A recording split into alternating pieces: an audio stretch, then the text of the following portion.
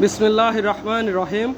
মানবতার কল্যাণে নিবেদিত মানব কল্যাণ সেবা সংগঠন সৈয়দগাঁও চৌরাস্তার পক্ষ থেকে পবিত্র রমজান মাসে রোজাদার ভাই ও বোনদের জন্য আজকে আমাদের এই আয়োজন। রমজান মাসের রোজাদার, দরিদ্র এবং বিধবা বয়স্ক মানুষদের জন্য 40 জন মানুষের জন্য আজকে আমাদের এই আয়োজন।